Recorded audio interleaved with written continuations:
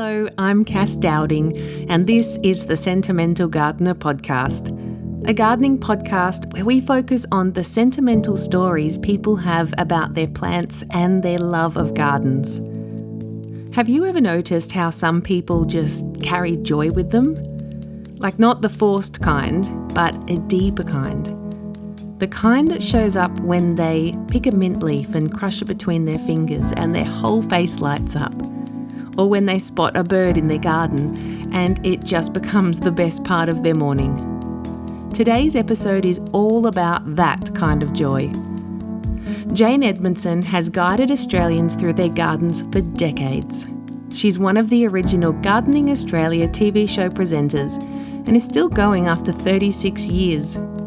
She's done 30 years of gardening talkback radio, has an Order of Australia Medal for educational and sustainable work in horticulture and the environment, has authored numerous books, and has probably lost count of the number of talks she's given. She's been a pioneer for women in the horticultural industry who once had to call 25 nurseries before one finally agreed to hire her.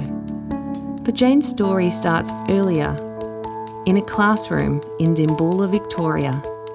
She took her primary school students into Little Desert National Park, and they surprised her by knowing more about wildflowers than she did. That lit a moment, a little spark that she couldn't ignore. From there, Jane blazed a trail in horticulture, and she's opened doors for other women as well. She's travelled the world hosting garden tours and has shared stories about how deeply gardens connect to culture and history.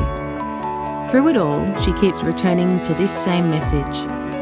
The preservation of nature is the responsibility of all of us. I think you're going to love today's episode because I had a ball doing it and I just can't wait to share Jane's story with you. So, a big warm welcome to my guest today, Jane Edmanson.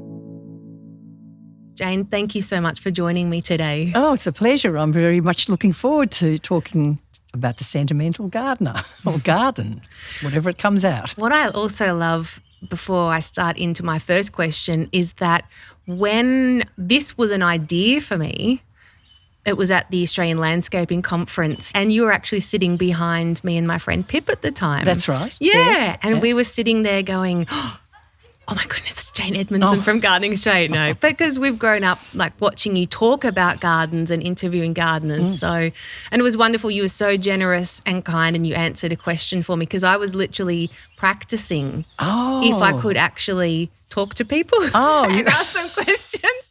I asked you if you had a sentimental plant. So, yes. So, yeah, and now we've come full circle and here we are. Well, well done to you because it's a big venture. It's a big leap into, I'm looking at all this technology that goes behind the podcast and it's very clever of you. I think that's brilliant. You. Well done. So I will also say today we're sitting in the Royal Botanic Gardens at Melbourne. So you will hear bird sounds and maybe just some other sounds, people walking by.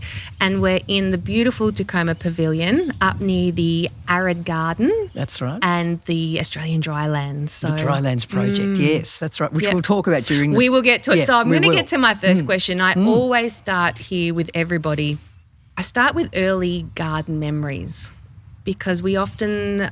Well, I've noticed from talking to people that those early garden memories become cemented in how we think about plants all throughout our life. So when you think back to your childhood, what are some of the earliest garden memories that have really stayed with you? I can remember, I was born in Mildura, north of Victoria, a rather dry, hot sort of place right on the Murray River. And that memory of visiting my grandpa, who also lived in Wattle Avenue in Mildura, he had a very simple gentleman's sort of garden. My grandma had died just before I was born, but he had this garden that had daffodils going up as they did a row up the pathway to the front door and lots of other shrubs and things like that.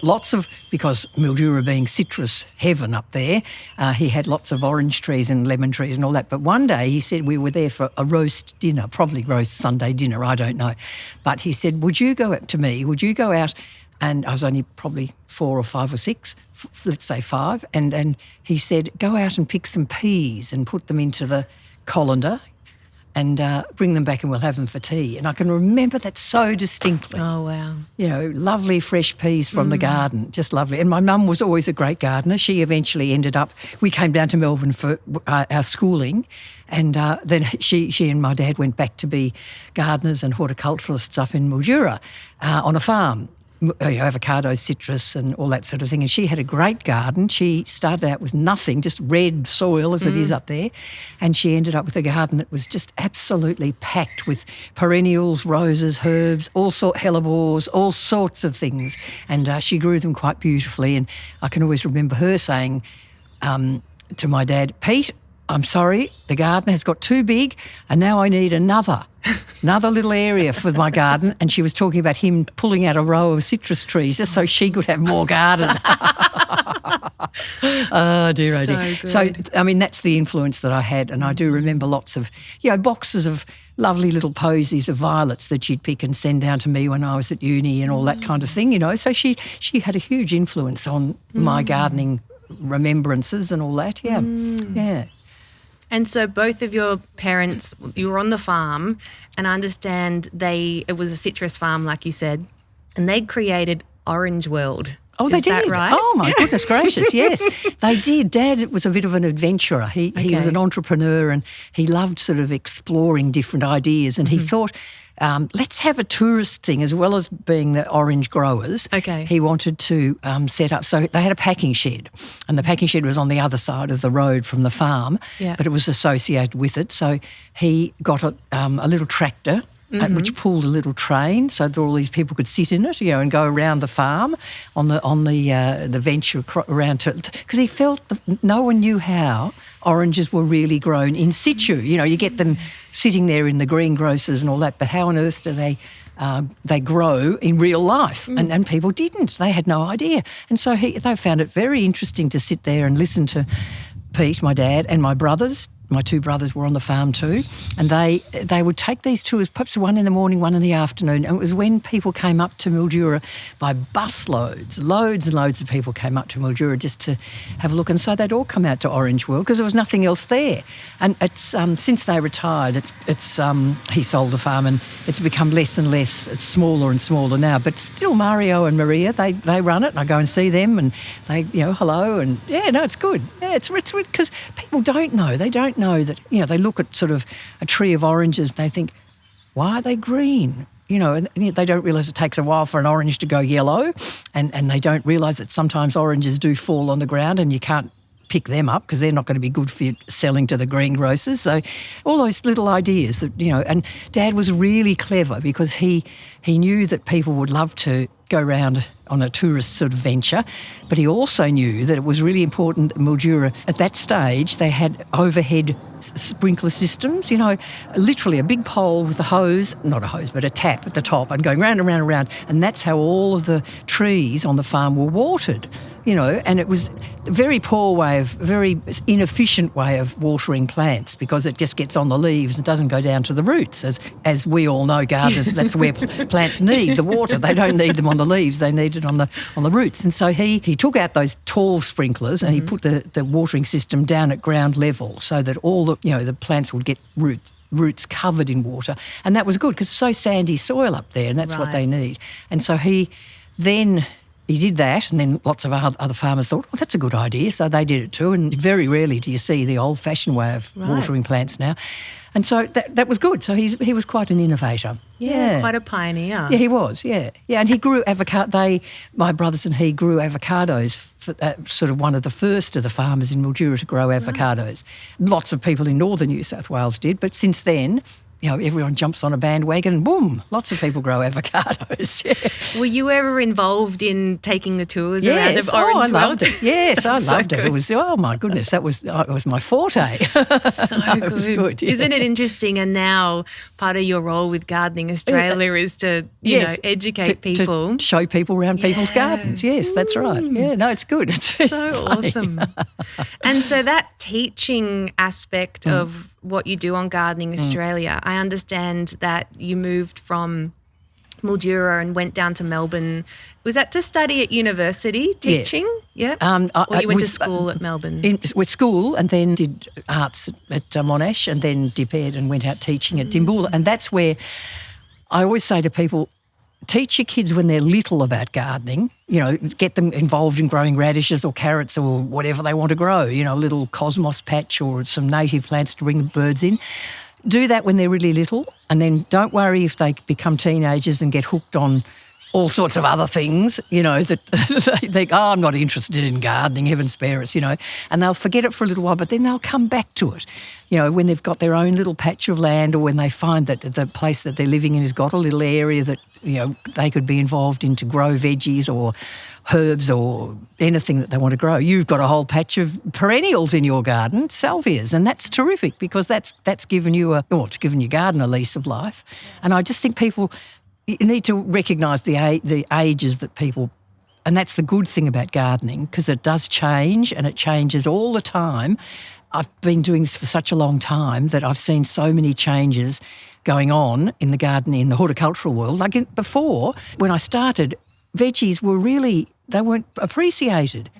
Vegetable gardens were stuck right down the back of the garden, right behind the compost heap and way, way, way past the hills hoist. Don't worry about them, they're only vegetables. Well, now they're the heroes of the gardens, aren't they? People love any sort of vegetable, and you grow it out on the nature strip, and you can grow them anywhere, stick them in amongst the perennials and amongst all the things. So you think gardening has changed so dramatically, yeah. And the appreciation of children in the garden has changed too, because now you've got loads of schools that are doing programs for gardens, for gardening, and that can take many different, not just edible gardens. It can be kuri gardens, all sorts of ways that kids can experiment and learn about plants. That's the thing. If you start learning about plants when you're little, you'll come back to it. I totally agree, and I've noticed that in my life, but also I've observed it in other people I've talked to here. And so many people, when I ask about early memories, it's quite often a grandparent or a parent with the veggie garden. Yeah. And I just keep seeing this thread pop up, and I'm like, there's something there that's so important, fundamental. It gets into you, I think. Yeah, I can always remember my Melbourne grandparents. I always remember her garden. They had a beautiful physifolia, the eucalyptus physifolia.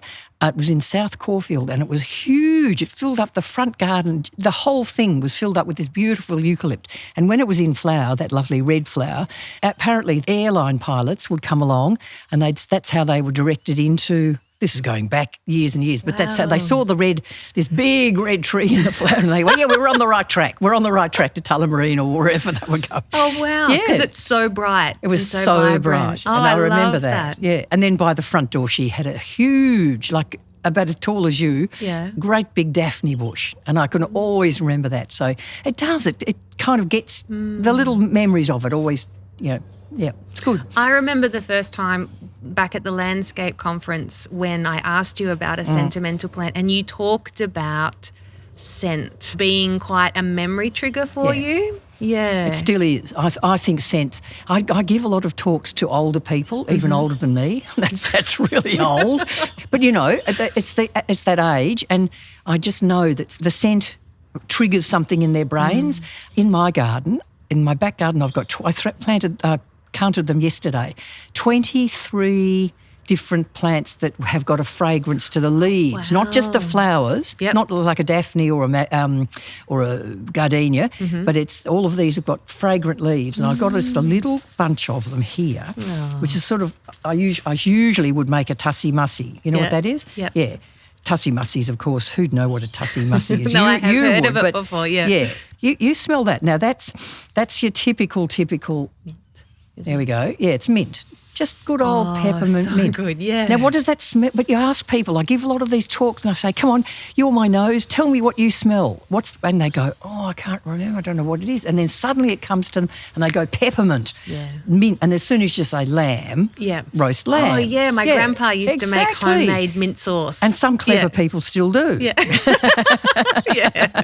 But mint has got that absolute freshness in it, and I've got just grows there, and I think, so nice, just to pick it, and and then this. Can I show you this one? This is one of my favourites. Oh, wait, this has popped up. Now, you smell that. These are just little cuttings that I've ripped from the garden this morning. Crush the leaf. Oh. To get the best out of the smell of fragrant leaves, you've got to crush the leaf so that the leaf smells nice. What's it smell like? Oh.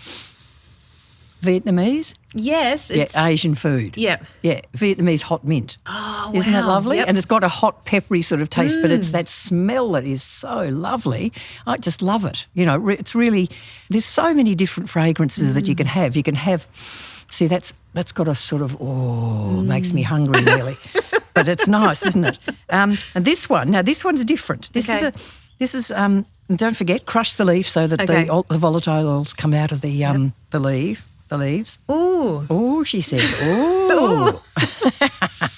Here we are. The brain in my nose is anyone looking at this? They might think, what are those two ladies sniffing for? I don't know what it is straight away. No, but it is beautiful. Isn't it? Yeah. Well, that's a salvia again. You can take one of these. This is a salvia that's got, I love that. It's sort of got a fragranty smell like fruit salad sort of. Mm-hmm. Yes, it sort of smells like that's what it is. It's one of those strawberry. There we go. You take that as cutting because that grows so easily just into your however you grow your cuttings in pots or whatever. Stick it in and it'll grow.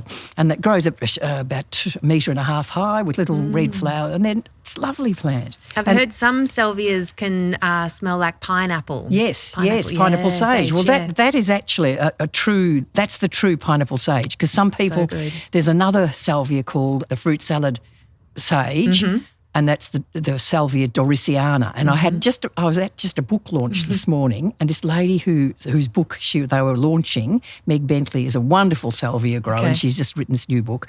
Anyway, at the launch, she'd made a cake using the fruit salad plant leaves, the doriciana, you don't eat the leaves, you just take them off. Okay. Yeah, they're a bit hairy. Yeah. But they do leave that lovely scent of the fruit salad in your tea cake. Ooh. So she'd made this morning, so I just had some. It was lovely.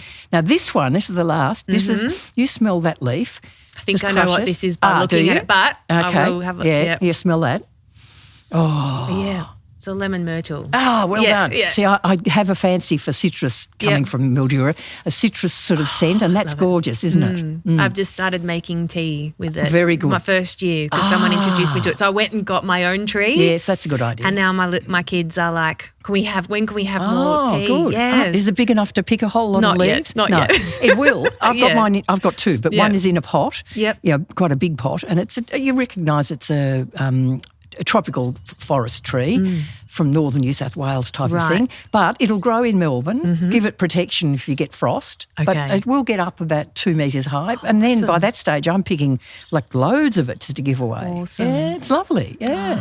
Backhousia, isn't it? Backhousia citriodora. Yes. The lemon-scented myrtle. Lemon-scented myrtle. So beautiful. Yeah. So I do, and so all of those plants that have that fragrance, I just think that brings back memories and it's nice. Yeah, it's good. I recently got a plant, it's a bulb called Gladiolus watermayeri. And so it's a South African bulb and it just flowered. And I got it off Craig Gardner, who grows quite rare bulbs. Oh, yes. It has the most intense fragrance, beautiful. I describe it as like violet times 10. So again, I've been showing my kids, and my son turned around the other day and he said, does anyone make a perfume, and he's 11, like that? Because I want to keep that as a memory of you. And I went, isn't that lovely? We love that. That's really good. But it's just, and you can't help but when you smell it, there's just, positive feelings that come from it, just joy and just... and I've never smelled anything like it. Like violets have a smell, but this is just incredible. Nearly overpowering. Yes. Wow. Yeah. Violets, because they're a lovely smell too. They can be a bit weedy, but there again. But I'm glad your son said about joy though. People get so caught up in what's happening, the bad things in this world, and the world is just... going to a hell in a handbag sort of thing, but not really. But if that's why gardening is so good. It brings out the joy in people, and plants give you joy, and this fragrance gives you joy. Real joy, not just momentary little bits of happiness, but really good feelings inside that, the world will be all right. I've got a friend, John McKenna, and he's a disabled fellow. He's always in a wheelchair. He's got a carer, full-time carer, and he's just the most positive person. He looks out from his home in Glen Huntly and he looks out on a railway line, okay? And you know what he's done? He's got all the neighbours and all his people that just sort of congregate round John. He's he collects people, I always say. John, you're a good collector of people. And he's got them all to plant a garden right up against the train line. Really? Yeah. And this thing, it's a beautiful garden. It's called the reflective garden. It's got fragrant plants in it. It's got bits and bobs that people bring in and you just put it in, fling it in and it's all good.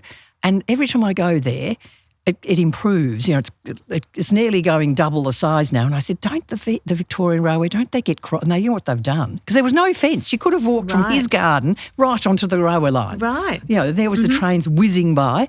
They've put a fence, but just see-through fence, not a cyclone fence.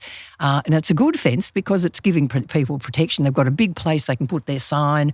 This is the reflective garden if you want to stay and have a coffee or something. It's just great. And he's made all these friends from everywhere around about. If he wants something to be done, he leaves a little note saying, please, I need help digging something. Or one time I gave him a whole lot of potting mix and he put a great big cubic metre of it. Okay.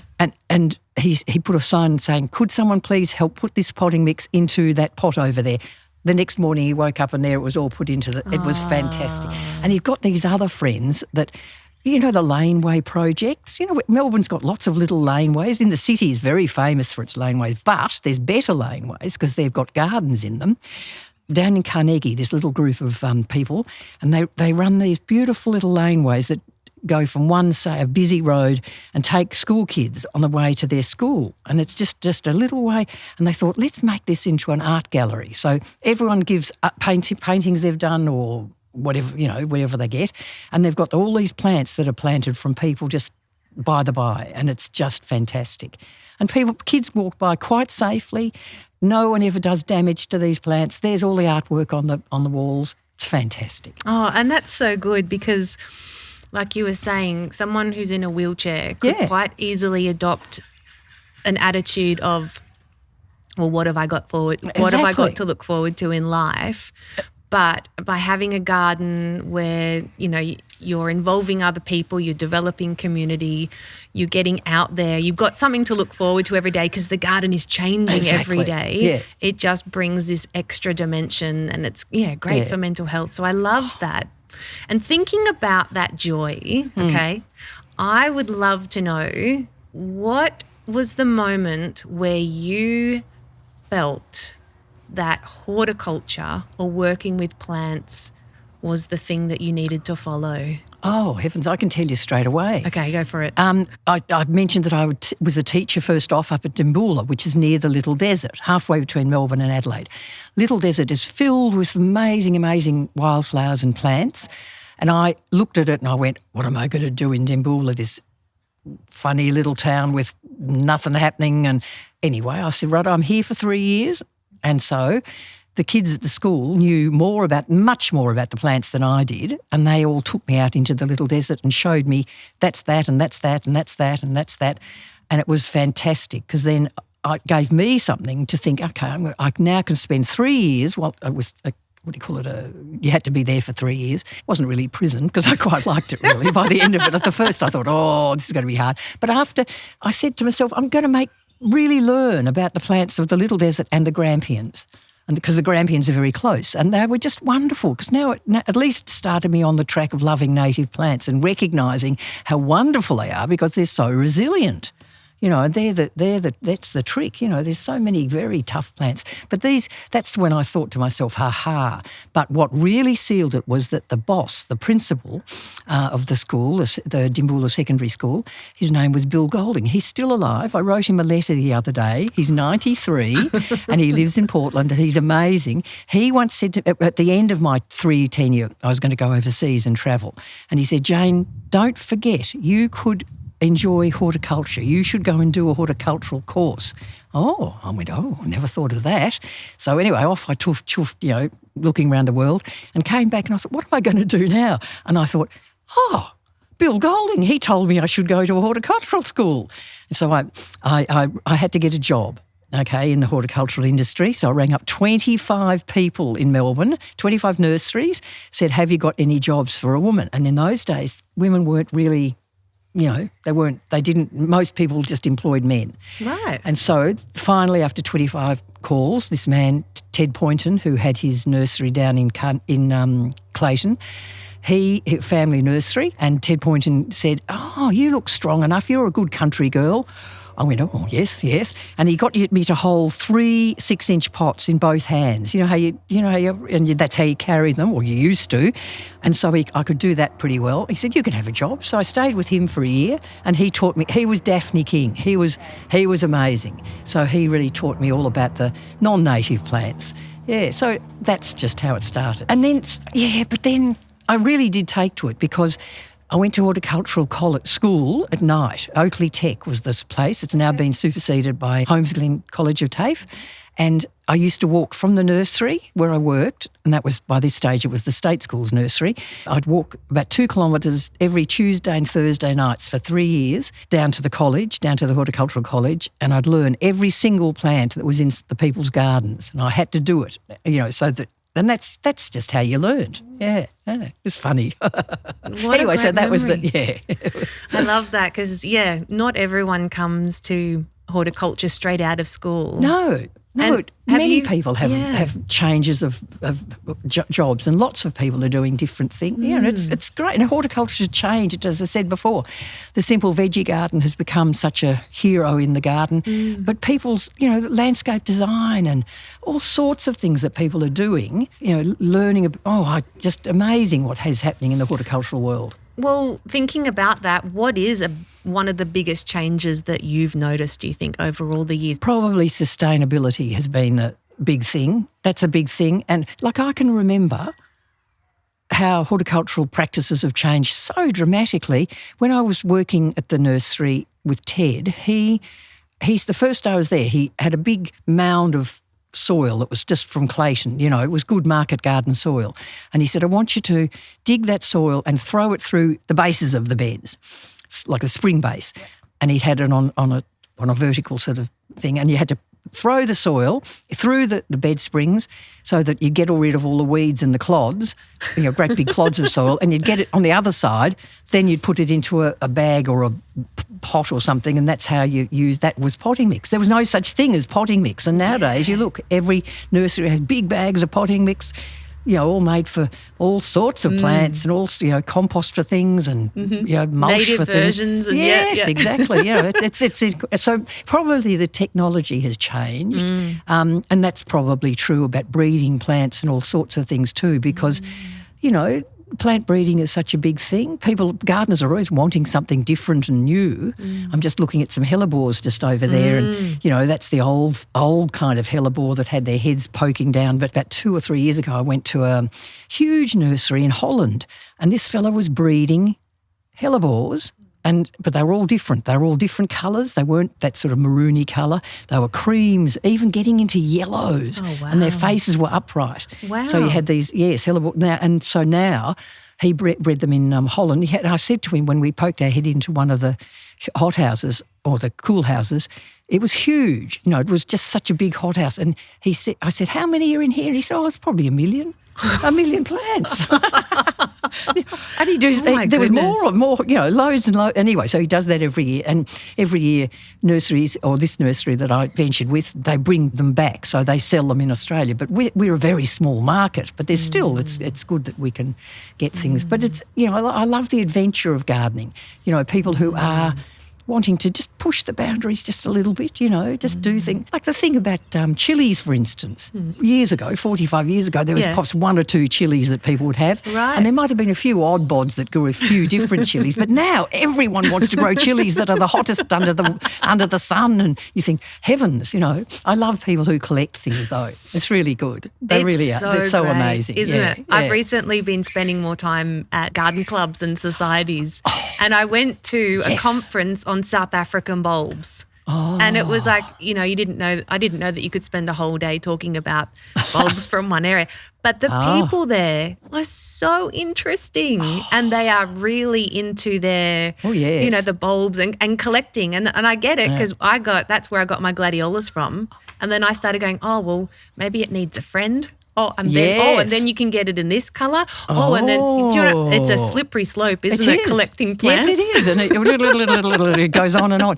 Oh, I'm so glad you're into that though, because the plant societies that are they're really amazing, really amazing. And like just people who collect, I know a person who collects all the native mints, the prostantherus, and she's got a marvellous garden. It's filled with native mints. At this time of the year, just beautiful. And garden societies, garden clubs they're worth their weight in gold, because you think of the knowledge that all of those people who've just been there for many of them, 30 years, even 20 years, they've all collected this amazing information of stuff they've got. And you think, gee, so that's where young people should start off. Just go along and, just listen to what they're saying. It's just amazing. It was really interesting. Yeah. And like you said, the knowledge that gets passed along, but also the plants get passed along. They do. Yeah. Because I love it, because people were saying, well, they had like miniature daffodils and there was so many stories like, well, I got this from this person and someone who'd been president, and I can't remember his name off the top of my head. But anyway, do you know what I mean? But I love it because there is that connection and plants that through have stories, line, don't they? They do, exactly. Which is, resonate. So I've loved hanging out in those spaces and getting to know them. I think, I'm so glad. It is That's so really wonderful. good, because there's an awful lot of knowledge out there. I've got a plant in my garden that's flowering at the moment, right at this very minute, and it's beautiful. It's called Velthemia. Did you see any of this? The South Africa? It's a South African bulb, and it's similar to a red hot poker. Sticks up like that, and it's got little. These ones have got pinkish sort of flowers hanging down. The honey eaters just love it. Oh, my goodness. And that's the beauty of plants. You can have something of interest. It worries me when people wake up in the morning and think, what am I going to do today? What a boring day I've got. And, they just go about it. And it doesn't have to be boring. You should just go out in the garden and smell something, or look at something that's happening, or look at a bird that's visiting your garden. And, it's all very exciting. I wonder, because I can see the joy coming from you when you talk about it. Is that what has helped keep the joy for you going with all these years on Gardening Australia? Because, sometimes there are things that you can get into and you do it for a long time. You're like, oh, I know that. But it seems like for gardening, there's always something that you're learning or discovering, and there are different stories. I think it's the stories that, and it's the people behind the stories. There's all right. You can see someone's garden, and a lot of people have got lovely gardens, but you think, no, I've got to find out what's the story. What's making this person do this? Why is this obsession with roses? Why is the whole garden filled with roses, for heaven's sakes? And why has this lady picked native mint, prostanther, as her favourite sort of? That's what fascinates me. That you've got these, and then you've got community efforts. The community garden, they're a new thing. That's another little thing that popped up during, perhaps 40 years ago, that people wanted community gardens, and they've done such a good thing to bring people together and to share, because that's what gardening should be: caring and sharing, and generosity of spirit and getting to know people. And but one of the places that I love to have something to do with now is the Melton Botanic Gardens. I'm the patron of it, so I just have to make that clear. Melton Botanic Gardens, Melton is a very dry area. It's a suburb of Melbourne, but it's in the driest part. Doesn't get those winds coming through bringing the rain that the eastern suburbs get. So it's very dry, and it's huge. It's on a little creek, and there was nothing there in about early 2000s.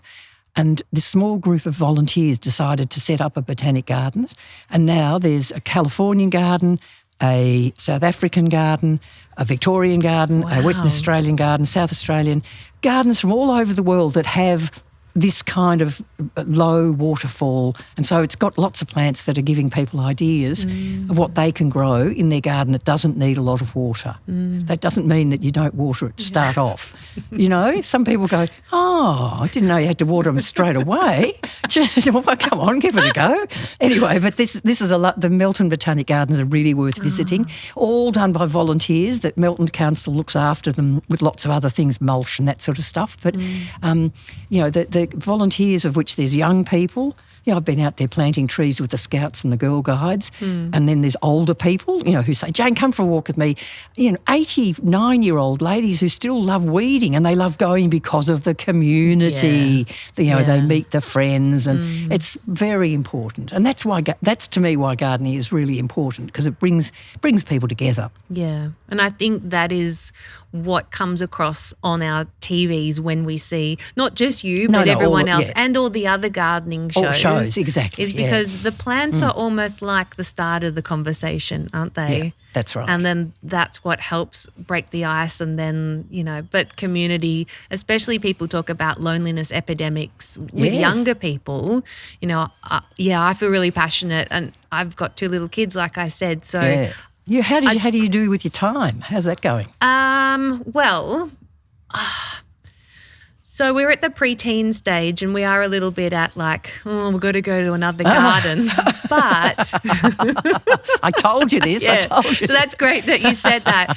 But we were reflecting back through photos the other day, and so much of their early life was spent because we're up around the Dandenong, so up at Cloud Hill and up at some of the gardens. And they surprised me, my kids, the other day, because they started naming flowers in the garden or we were out. And I'm like, okay, so it is sinking in. It is sinking in. So my philosophy is I don't drum it into them. They have done things like bushkinder and things like that. But I truly believe that if you share your passion and joy by not drumming it down their throat, but just share it as an overflow, they are absorbing it, because as humans, that's how we learn. We observe and we absorb, and they will mirror that someday and find their own way, I think, like a river. It mightn't be your way, it mightn't be my way, but they'll find a way. And that's what gardening is. It can go in so many directions. Like gardening for me, that's just a lovely story about your children. There's loads of friends of mine and their grandparents or aunts and uncles, and they've got kids that are doing exactly like that. They come back to it eventually. But the gardening for me has meant that my other interests are all to do with what you see in the garden. I love that people get inspired in tapestry and painting and, doing creative. I mean, gardening itself is a creative thing, but they do such creative things, and I just love that. And the history of gardens, I've always been interested in the history of how gardens have been formed, and, the William Morris arts and crafts movement and all of that sort of thing. It just it's part of me, I have heard that you used to give talks on histories of gardens, specifically Josephine Bonaparte, Napoleon Bonaparte. You did. Well, Josephine, she was a very talented lady. Right. She had her garden in France, in Paris, and while Napoleon was away during his wars that he was fighting, and she collected loads and loads of, in particular, the old-fashioned roses.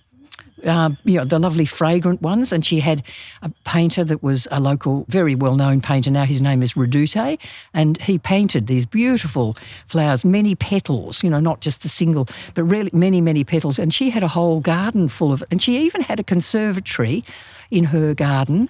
This is in the early 1800s, and she had an emu and 2 kangaroos. In France? Yes, because and this is where the history comes in. Matthew Flinders, who went around Australia and created the map of Australia virtually. Well, at the same time as he was doing that, there was a scientific explorer called Nicolas Baudin from France. Napoleon had sent him to Australia to look. Right. We could have easily been French, because he didn't quite make it in time. But the English people planted the flag first. But Baudin collected a whole lot of things. He obviously collected the kangaroo and the emu and kangaroos, and took them back to France. And so she had this fascination with Australia. Wow. And Napoleon himself, he was quite interested in scientific things. So that's why history and, I don't know, and gardens just spur you on like that. It's very fascinating. That's incredible. Yeah. She sounds like a pioneer woman who was quite, like you said, creative and scientific. I think she might have been a little bit, he was the warmonger and she might have been the peace lover, I think. Yeah. Well, thinking of history, I always ask my guests to talk about or to think of 3 sentimental plants, but I'd love to hear about a plant that has a sentimental memory or meaning attached to it for you. When we lived in, it's quite a hard question because I've got plenty of them. When we lived in in Melbourne, when we were going to school and things, there was a lovely plant that my mum had a lovely garden. She really did. And she planted a crab apple. And this was an ornamental one, but it had crabs on it. The apples on it were good size. And you'd sit up there in the time when the apples were fruiting, and I just would gorge myself on these beautiful little red, they were not little, they were sort of about half the size of a tennis ball. And they were just the most beautifully crunchy apples. And I'd sit there and read and eat the apples. Just, that was magnificent. And I always look for that in people who've got crab apples, but they're getting scarcer and scarcer, you see. People don't have that many crab apples in their garden anymore, but they're lovely things, you know. Yeah. Are crab apples sour? No, these were sweet. These ones were lovely. Yeah. Oh yeah. No, it wasn't. That was a bit different than growing an ordinary apple, you know. Let me think. What else? Oh well, what's flowering at the moment in my garden, and I can just see one out there in the Botanic Gardens, is a euphorbia. That lovely lime yellow. I love the colour of against the grey leaves. Absolutely beautiful plant. And there's many of. I've got one that's a a ground cover euphorbia. The only thing is when you cut them or when they break off, the stems exude this white sap. Oh, yeah. Have you seen that? Yeah, I've heard of that. You've got to be really careful of it. And it's not a very nice memory, but when my brother got married, in the morning Mum had been out in the garden and she'd done something. She must have broken a bit of euphorbia off and it got splashed into her eye. Oh, no. And her whole face blew up like a balloon sort of thing, and she looked in the wedding photos. It was not a pretty picture. Oh no! So that's poor not mum. a very poor mum. Oh. That wasn't very good. But probably, oh gee, what can I think? Heavens, there's too many. Okay. Yeah. Like roses, so many different roses that you could have. It just all like lovely sentiment. But basically it comes down to fragrance again. But then the Grampians, you see, we used to go up to the Grampians and camp there when camping was really camping. You camped on a piece of tarpaulin on the ground, you know, none of this glamping stuff. And Mum and Dad would show us all the plants around the Grampians, and it was so lovely. Thryptomene and, you know, lovely things like that just were prolific in the and then wattle trees. I don't know. It's when you see a lovely yellow of a wattle tree, you really think that's really Australian, isn't it? It's wonderful. So true. Yeah. Yeah. Are there special plants here in the garden that bring up memories or meaning for you? Yes. Just recently there's been a new garden put in, as its name suggests, that they live in dry lands. So hopefully these plants that they've planted here in this little forgotten area. I used to sit in the forgotten area a lot and read, because the Botanic Gardens is quite close to my own garden. You know, to read under the gum trees was just, there's these beautiful gum trees. In fact, I got some, here we are. You have a smell of these and tell me what they might be.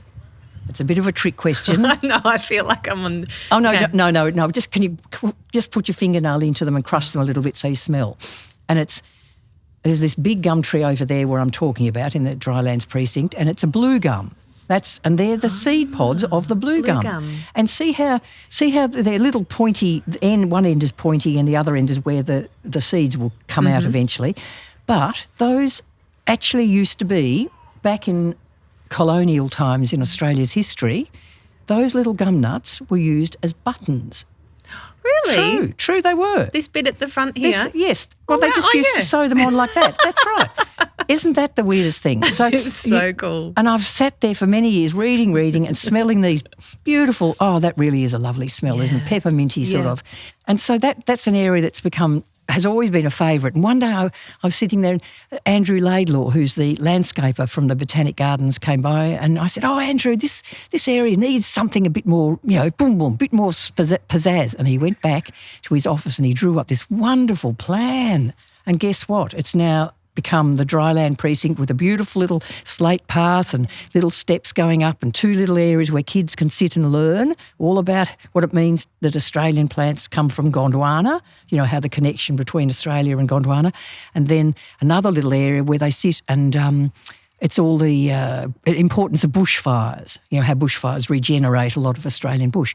And it's just the most beautiful area and it's being well used, and it was a pleasure to be part of that little thing happening. It was great. Oh, so wonderful. Yeah. At the moment, there's a lot of wildflowers in flower, which is what I love See, I'm only a new convert to natives, and it's not because I didn't love them. It wasn't part of the gardens that I grew up in. And I love that there's a lot of work now for the public to understand how to integrate natives into gardens to help, and they can be aesthetically beautiful, not just prickly things that, I think people have got that perception, haven't they, that they're sort of woody and prickly and, what am I going to do with that prickly old thing? Well, they're not. That's perhaps you're just thinking of old gardens that are 20 or 30 years old and most gardens need to be rejuvenated after 20 years. You need to chop them back and let all the fresh growth come up, and the same with native gardens. And that's the beauty of them. And there's so many, we were talking about how people are breeding lots of things. There's wonderful things happening with the native, people using rootstock from certain plants on which you can graft wonderful Australian plants. So it's all very good, and it's nice if you can think about a little bit more sustainability, because native plants don't need so much water, we're talking generally, not so much water, not so much fertiliser, and basically they're really good, because they're made to live in the place where we're not having to adapt our conditions to keep them alive. That's exactly right. That's exactly right. And that drylands area, it's only a small garden, but it's really beautiful because it's got, at the moment, they're just experiencing the Western Australian wildflowers. What do you call those little everlastings? Rhodanthes. Yes. And they've been sown around the base of the trees, of these enormous gum trees, and people look at them and go, wow, well, they're not native to here, but they're native to Western Australia. And they all the other plants are just representing what may be good plants for the future. Down the track, 50 years, who knows what's going to happen with climate change or, our expectations of gardens. And this is just an experimental trial. I'm very happy with it. It looks really good. I'm so excited. Can't wait to watch it progress over time. How long did you say it has been growing for? It was planted about a year and a bit ago. Okay. And even now it's grown quite extraordinary. And all the wattle, it just shows how quickly once the native plants get started, the wattles, the grasses, the grevilleas, it's amazing. Cycads, Yeah, so good. Is there anything else that you want to chat about before I wind up with some quick fire questions? Oh, quick fire questions. What do I eat, or what's No. If I can mention Thoreau. Okay. Now, Henry Thoreau was an American sort of environmentalist very early on and a nature lover. And his little quotation, I really think it's lovely. The preservation of nature is the responsibility of all of us, isn't it? We can't expect the world to keep going. If we don't have nature around us, A, we're going to suffer, and B, there won't be a world around us unless we take, the proper precautions and the proper things to help nature. So I just think it's very important that we teach. Every garden talk that I give, I still do garden talks and I will keep doing them for until they drop dead. I always say to them, look, you've got a grandkid or a neighbour or a little kid about 4 or 5 years old, please just pass them a piece of mint or pass them something that they're going to be interested in from your garden. Because if they don't, they will grow up not knowing. They'll know how to use the telephone and how to use their, all their little things on their iPads and that kind of thing. But it's got to be more than that. You've got to learn about nature. You've got to learn about birds and bees in the garden. It's really important. I love that. Yeah, the preservation, because we're all a part of it at the end of the day, isn't it? If we fail, it's our problem. We've done it. We've done it to your kids and all the younger generation. We've not left them with very good good memories. But anyway, we'll be right. I'm sure that people are committed enough for garden. See, that's where gardening fits in. It's not just gardening in your little patch. It's gardening for, one backyard at a time. It all sort of makes a difference. And what I love about gardening, and I've heard you talk about before, is that you can just start with a herb in a pot. Absolutely. And then next thing is if you start with mint, then you'll be like, actually, I need some rosemary for my lamb. And so then you grow, one plant leads to another plant. It's like a treasure trove. It is, yes, that's right. Yeah. So, because I've noticed I have friends and they feel like gardening can be quite overwhelming. Yep. But if we can bring it back to simple. And I think that's what you do so well when you teach and you explain, is that you just make it accessible Well, thank you. That's what I tried. That's what gardening can. I mean, you can talk.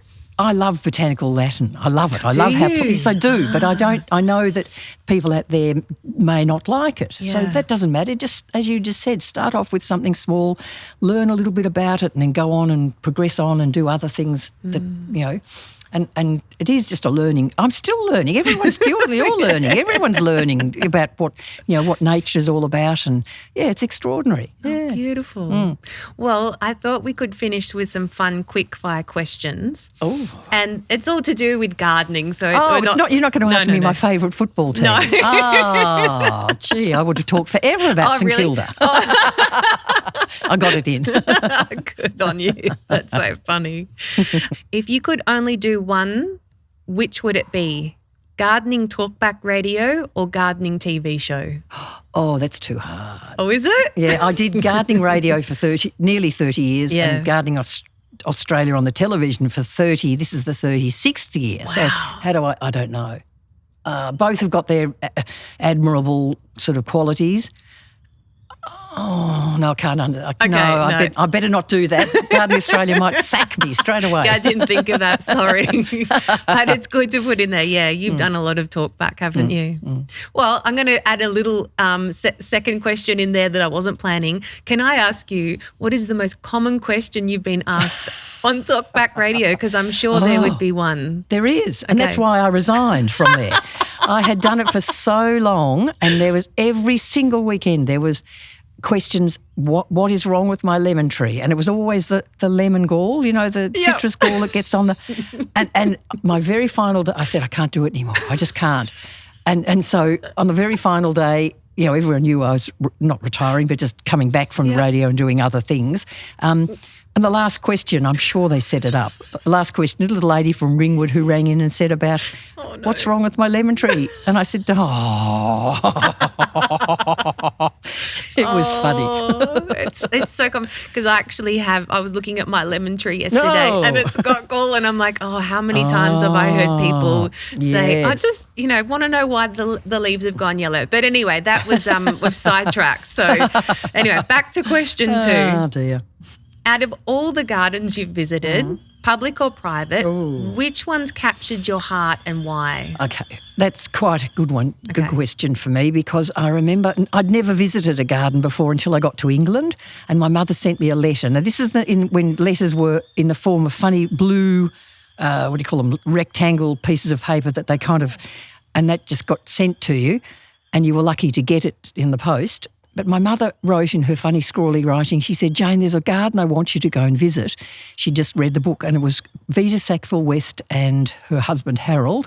They had created a garden called Sissinghurst. Now, I didn't know anything about Sissinghurst, nothing. Oh, okay, better go and see what Mum's talking about. So I went down on the train from London and then had to stay overnight somewhere. And this little lady, it's just so strange how things happen. She picked me up off the railway station. It was in the days of B&Bs, not Airbnbs, but just ordinary B&Bs. She had a little Vespa kind of motorbike, and I had to sit on the motorbike with my backpack, and she drove me to her house where we stayed, and then she drove me back the next morning at 9 o'clock in the morning to go to Sissinghurst. And Sissinghurst Castle, I didn't know all this. I had no idea what I was going. Well, I walked down the beautiful, elegant driveway right down to the house with its turret, 15th century turret and all it was very, I'm going, wow, it's National Trust place, and got to the gate where the National Trust lady said, we don't open till 1 o'clock in the afternoon. And this is only 9 o'clock in the morning. I cried. I said, I've come all the way from Australia. My mother has told me to come here. No. Oh, and she said, she took pity on me. This is a very strange story. And she took pity on me, and she said, you can just quietly go and sit in what they call it, the Bishop's Garden. There's about 6 or 7 different kinds of gardens within this whole Sissinghurst Castle garden. So the Bishop's Garden was a beautiful garden, just quiet, and there was a lovely old lady in there who was visually impaired. And so we had a lovely chat and made her a cup of tea and all that, and it was just and then they came and said, it's about 12 o'clock, you could just walk around. There was no one else in the garden because it hadn't opened before 1 o'clock. And I was just fortunate enough to have the whole of Sissinghurst to myself, just to walk around and look at it. And it was amazing. So I've been back and I took Mum and Dad back several times. So that was good. Yeah, that was very special. So that's probably the sentimental, special part of of my garden visiting experience anyway. Yeah. So beautiful. Yeah. Lucky. So lucky. We can be lucky. Yeah. But you've sort of got to look out for your luck too, don't you? Yeah. Got to take those opportunities That's when they right. present Exactly themselves. right. Yeah. Okay, if you had to describe in one word or one sentence how you feel when you're in your garden, what would that be? Oh, I feel, and it happens a lot because I love looking at the little birds that visit my garden, the little tiny, they're called weebills, and they're only small, about as tiny as my thumb. And they come as a little family at about 9 o'clock in the morning, and I just love listening to them, chip, chip, chip, chip, chip, chip, chip, chip, you know, just cheeping away. And then they come back at 5 o'clock in the afternoon. Probably the insects have come back or something, I don't know. But they're always there, and I just love that. And I love being able to have plants and things that they like delving into. So that gives me a lot of, that makes me feel really happy. Oh, that's beautiful. Oh, I love that. Okay, last one. You ready? One person, living or dead, who you'd love to sit down with and hear their garden stories. Oh, that's such a good question. Oh, I think it might be a lady called Marion North. Now, Marion North was a Victorian woman with all the bustles, you know, those big wide... yes. You know, and she was a traveller. She would go... She was left a lot of money by her father, and she was able to travel. And she was an artist, so she took her easel and a drawing board, and she went all the way around the world: America, Borneo, Malaya, Australia, New Zealand, all these amazing places as a single Victorian woman in the 1850s and 60s and and she'd come back with these beautiful little paintings of, say, bottle brushes with a little bit of... The bottle brush was the feature plant in the painting, and then at the back she'd have a little landscape that represented where the country that she'd got it from. And they were beautiful paintings. And now they're all in a gallery in the Kew Gardens, you know, Kew Gardens in London. And there's a gallery called the Marion North Gallery. Yeah, because she donated all, and I think she probably had enough money to donate the whole structure that they put in, and it's beautiful. I go there, and it just makes me go, ooh, you know, very amazing woman by herself, just trudging through all these. Oh, you think, wow, the hardships. But she might not have had a lot of hardships, but she found in Borneo, you know, those insect-eating plants, you know, that capture insects down the bottom of the tubes. Yeah. And she painted them, and trees from North America. And such an amazing lady. So that's who I'd sit down and have a chat to. Oh, I love that. I've never heard of her before. So She's so good. I'll lend you a book. Okay, Oh, lovely. yes, she's a wonderful lady. Okay, so good. Well, Jane Edmanson, this has been such a delight to have this conversation with you, and just you're so generous with your knowledge and your heart and your stories. So from the bottom of my heart, I want to say thank you for doing this talk with me today and being a guest on the Sentimental Gardener. Oh, thanks, Cass. It was really enjoyable. You brought out not the best, but, you know, you brought out whatever I was going to talk about very well. So it was really nice of you to invite me. Thank you. You're most welcome.